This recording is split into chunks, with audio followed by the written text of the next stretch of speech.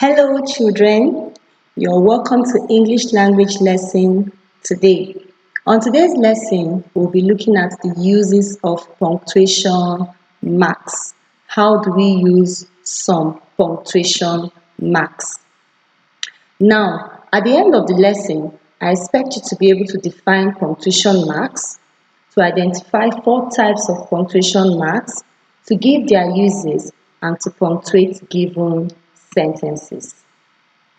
Now, what are punctuation marks? Punctuation marks are special signs and symbols used in our writings to make them meaningful. They are special marks, signs, symbols used in our writings to make them meaningful. This means anytime you want to write, you'll be careful to put those small signs, those small symbols, those small marks, and these things you put will make your writing meaningful. For today, we'll be picking some of them, not all of them. So what are we looking at today? We'll be looking at the question mark, the comma, the apostrophe, and the colon. These four are the ones we'll be looking at today. The question mark. That small red thing blinking there is what we call the question mark. I'm sure all of you know your question marks by now. You're in primary 4, so you should know what a question mark is. This is a punctuation mark, and it is placed at the end of a sentence or phrase to indicate a direct question. This means each time you ask a question, that is a statement that demands response, you should be able to put your question mark. You want a direct answer. You want a response to what you have said. Then you should be careful to put this particular mark. That is the question mark. Remember, always use the question marks when asking a question. If you make a statement and you expect a response to the statement you have made, then put your question marks. Put your question marks. Now look at this. Are you okay? Yes, you have said something is a question and you want somebody to respond to you.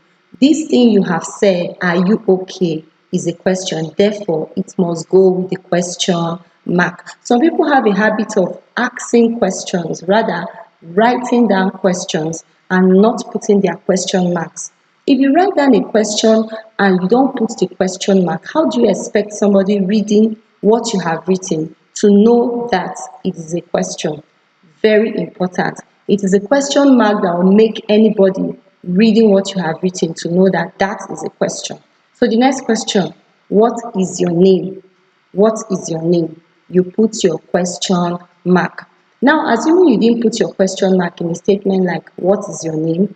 And somebody just sees it like that. The person may even think you're saying, what is your name? You see, as if it's an exclamation. No. To make it clear that it's a question, a statement that demands response, be careful to put your question mark.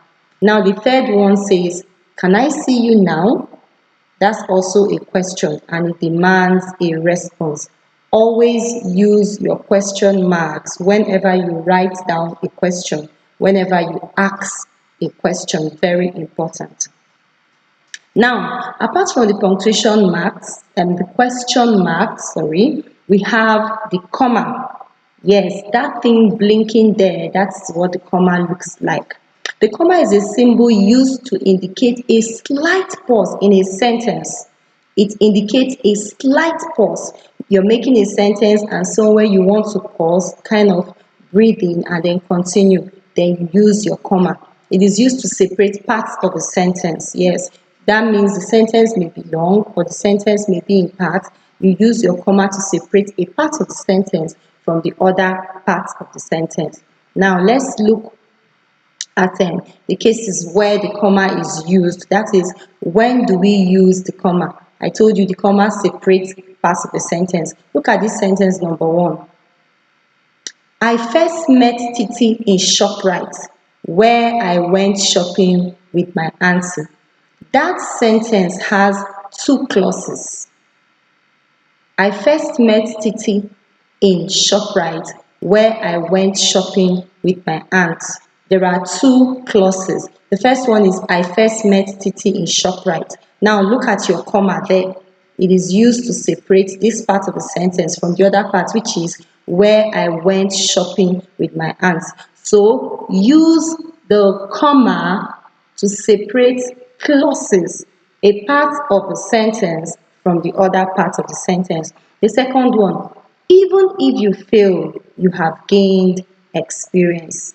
Even if you fail, you have gained experience. Yes, even if you fail is a part of the sentence which is a clause on its own, meaning it can stand, and you have gained experience is also another part of the sentence.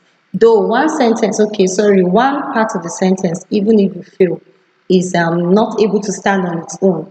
That is the dependent clause. So the comma has been used to separate this clause from the other one, which is the main clause. So one case where you can use your comma is to separate clauses. Very important. Notice also that the comma is written down. I'm careful to mention this one because there's another punctuation mark that looks like the comma, but it has to be written up. So it is written down below where the other the letters are, almost like at the bottom of your writing. You will get to see it as we continue. The comma is also used to separate various single items in a list.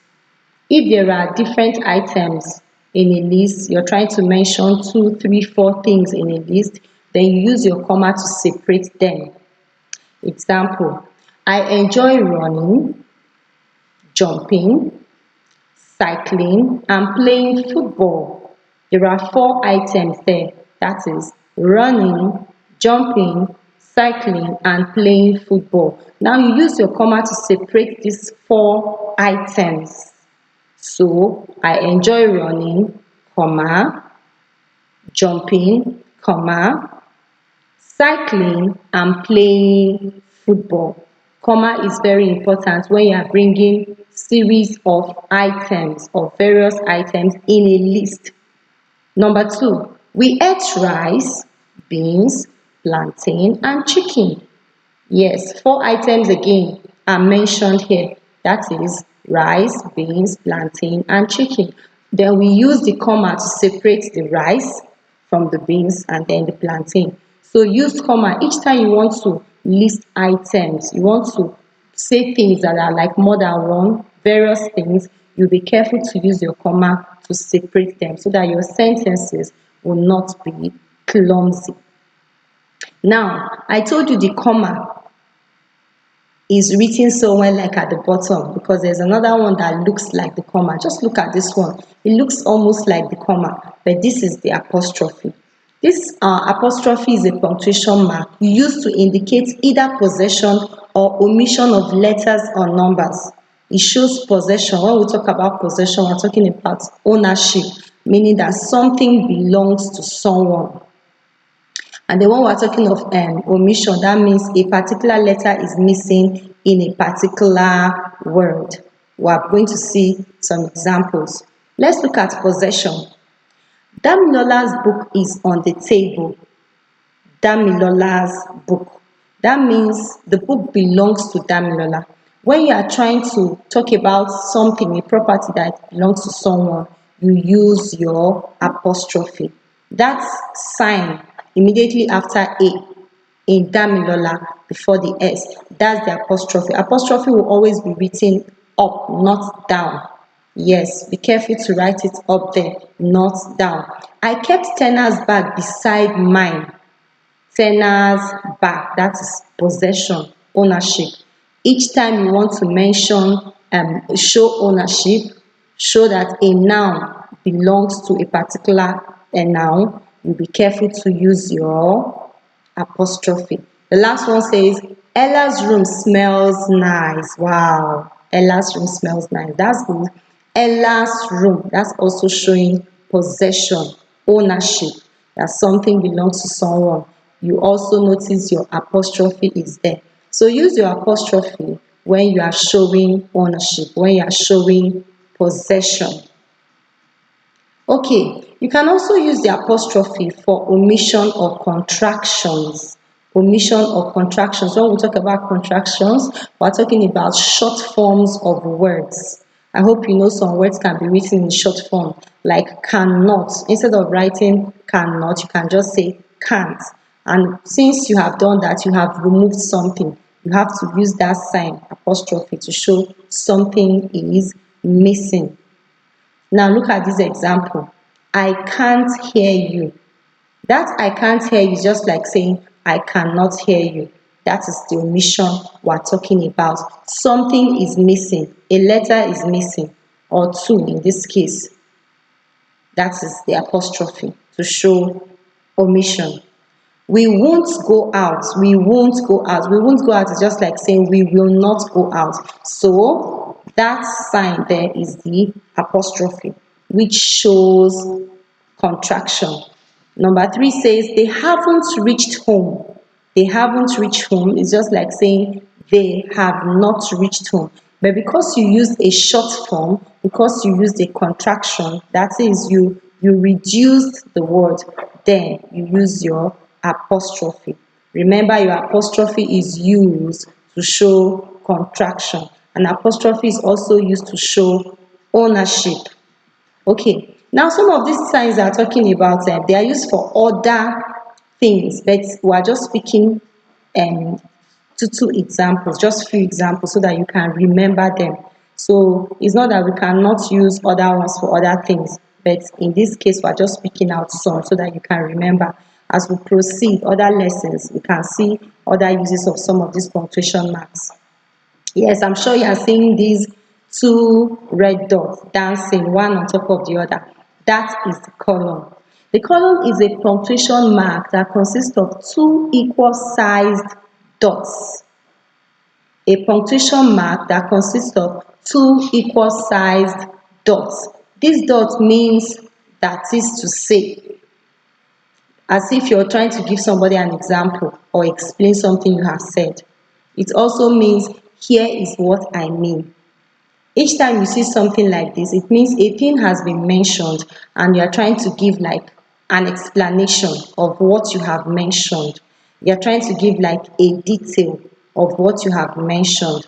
The column is used to show something like that. That is to say, or here is what I mean. Now, the column is used to introduce an explanation. I have said that. You have said something before and then you want to introduce that thing. It is used to explain an example or to give an example. Yes, you have said something before and now you are giving us an example of that thing you have said. Or you have mentioned an item or you want to mention a series of items. Let's see the example for the column. I gave him what he wanted, a toy. I gave him what he wanted, a toy. This a toy means what he wanted. So what he wanted now is the main point, and then you can see your dot there, that is your column, and then a toy. You see that? I gave him what he wanted, and now you are giving detail or explanation of that thing he wanted, a toy. So when you want to give detail like this, explaining something you have mentioned or giving a detail to something you have mentioned, then you use your column. Look at the next one. Daddy bought the things I wanted, a bag and a jotter. The things I wanted. What are the things I wanted? Explain, a bag and a jotter. What are the things I wanted? Details, a bag and a jotter. So remember, your column is used to explain, to give details. It's like giving an extra information on something that has been mentioned before. So let's use this one to practice to see if you have been following what I've been saying all this while. There are three things every dog needs: food, water, and health care. If you look at this sentence, you notice there's no punctuation mark except the full stop at the end. There's no punctuation mark at all. Meanwhile, we're supposed to have some punctuation marks. Can you pause a while and look at this sentence and try to fix the appropriate punctuation marks? Look at the sentence carefully. There are three things every dog needs. There are three things every dog needs: food, water, and healthcare. Now, this is the correct answer.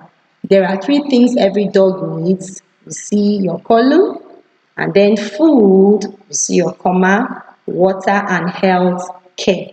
You see, food, water and health care is like items that have been listed. So remember, each time you're listing items or saying series of things, you use your comma. And remember, each time you introduce something and you want to give detail, you use your column. So there are three things every dog needs is an introduction. And what are those three things? Food, water, and health care. I'm sure some people are excited because they got the answer. If you did, kudos to you. So having seen all these things, and of course very easy, yes, I believe it's easy because you're big boys and girls and you're in primary 4 now. So now you're going to do this one as an assignment for me. You punctuate this one for me. I like playing with my friends, Kosi, Fechi, and Tony. I like playing with my friends, Kosi, Fechi, and Tony. If you listen very well and if you look carefully, you notice there are two major punctuation marks you're supposed to put for number one. I read it again. I like playing with my friends, Kosi, Fechi, and Tony. The next one, he was honest, sincere, and hardworking.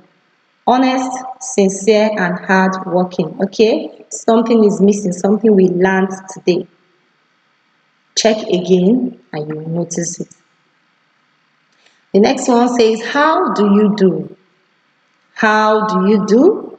Yes, that one is very easy. Yeah, there's something that you should put there. And a very smart person has checked and seen the answer right there on the board. Have you seen my pen, please? Also very easy. Remember, we looked at the punctuation marks today and we considered 4 major punctuation marks. Very easy. Your question mark you already know. You know your comma. We looked at the apostrophe as well and we saw the column. Okay, if you're done with my assignment, you can do well to submit it to 080-6868-1858. I hope you had a beautiful time today. Do have a lovely day. Thank you for watching, and make sure you do my assignment. I've noticed some people have not even submitted their assignments, but there are some of you that have been careful to submit, and I'm taking down your names. Okay, make sure you do this one so that your name can enter my list. Have a beautiful day. See you some other time. Thank you for watching. Bye.